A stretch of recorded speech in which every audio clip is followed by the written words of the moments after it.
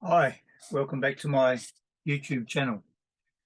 Last year I went to an Adelaide camera market where we physically sold cameras and other photographic items to the public and to each other, those who were at a table there. And before we started, the guy who was coordinating it saw that I had quite a lot of photographic books for sale. And he suggested I probably wouldn't get too many of those sold. They don't seem to sell very well. But when I came away from that meeting or that market, I discovered that I'd sold more books than I had cameras and things. And so since then, I do have a large collection of photographic books, some about photographers, some of just photography by them. And so I've been occasionally collecting a few books with the view to when we have this market again sometime, hopefully sometime this year, I will put a few of these books for sale. And I've got a local bookstore or opportunity shop, op shop we call them in South Australia, and thrift store they call them in other parts of the world, although this is only books though. And there's now a little photographic section there, so I have a look and you can get some really good bargains. I got a couple of books the other day. One is for $3 and one was for $4, I think. And I'll just briefly speak about them. You can look up these guys. I'll put a link on the internet to their work and you can read more about them. But you might want to see if you can chase down a couple of these books. They're quite good. I have seen this book before there's a little label up there showing $3. And I have seen this book before, I think, or seen this man's work before. A guy called Izzy Orloff. That's Izzyorloff. A photographer. It's by Louise Hoffman and Chris Jeffrey. I'll just read what it says inside the cover here.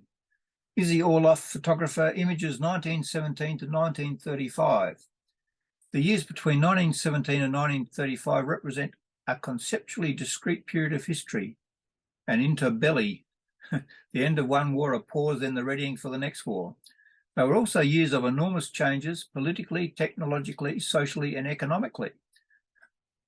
Excuse me, they were the years of war and peace, of the Russian Revolution, of flappers and flying machines, jazz, talkies, prohibition and Farlap, the General Strike and the League of Nations, of Don Bradman and the Bodyline series. This is an Australian book, of course, and the Bodyline series of motoring, crystal radio sets and ginger megs, of the Great Depression and the rise of Adolf Hitler. The photographs of Izzy Orloff are of a world seen through the eyes of a Russian Jewish immigrant to Australia. Izzy Orloff worked as a professional photographer in Western Australia for many years, travelling to Europe, the Middle East and other parts of Australia, and his life's work is a fascinating record of the people, places and events that passed before his camera. Izzy Orloff photography is more than a photographic book. It is a dynamic and highly original work which consciously sets out to counterpoint the personal view and interests of the photographer with the broad historical context of the times. In doing so, the book provides an invaluable insight into the social history of that remarkable period from 1917 to 1935.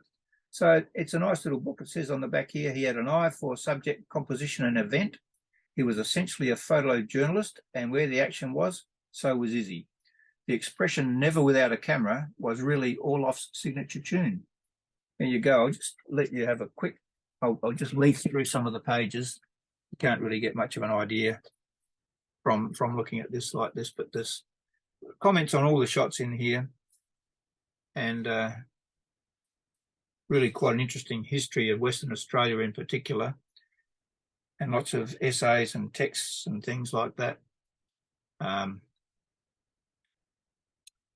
Here we go. Sailing ships. What do we got here? This is Elephants at Worth's Circus, 1922. From 1898, Perth was frequently visited by circuses. You don't see that sort of shot much these days. They don't have animals in circuses in Australia anymore, but I can remember seeing elephants in a paddock where the circus tent was pitched and being held back by just a stake in the ground and a chain around one leg. And the elephants was quite content, but you wouldn't be allowed to do that these days with those little kids sitting there watching the elephants. There's another shot over the page there. the Perth Royal Agricultural Show. What else we got here? Some old buildings. So it's quite a pocketed history of photography in Western Australia, in particular in that period.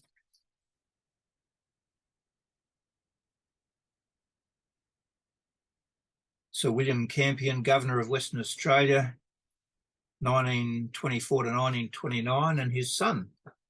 There you go. I bet you haven't seen that one before. Anyway, it's quite an interesting little book. Fashionably dressed women at the Perth Cup. So there you are. They have the Melbourne Cup and the Adelaide Cup, but they have the Perth Cup, and of course, whenever there's these big special horse races, the ladies always get dressed in their finest, so that gives you an idea of what they were wearing back then.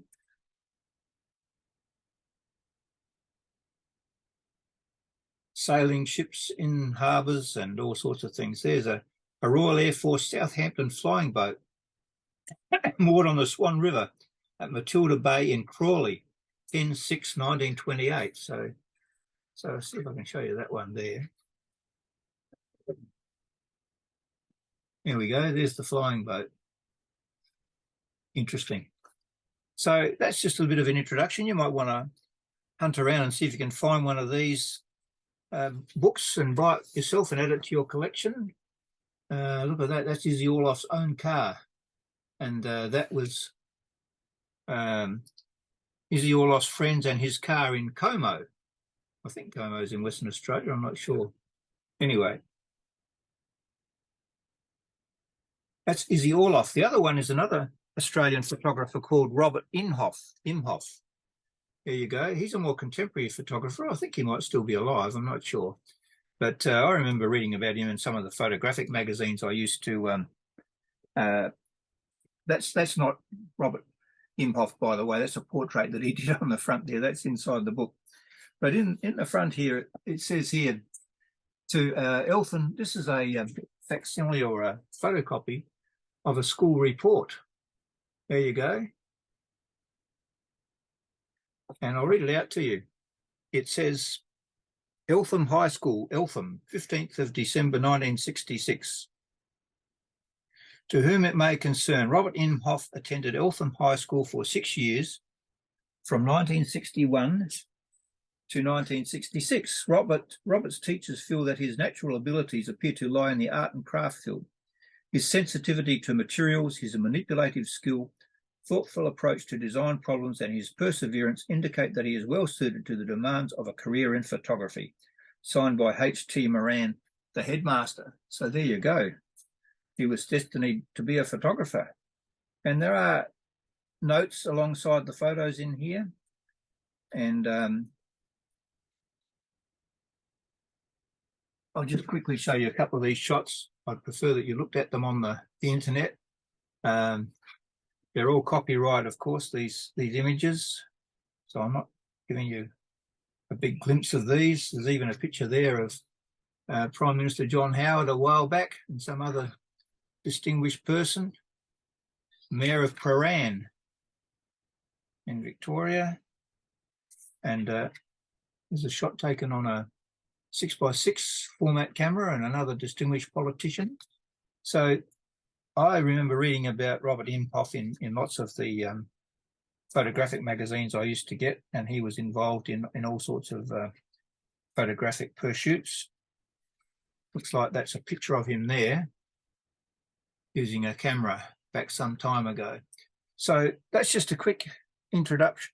This is from a series of contemporary photographers of Australia. Not sure who published it.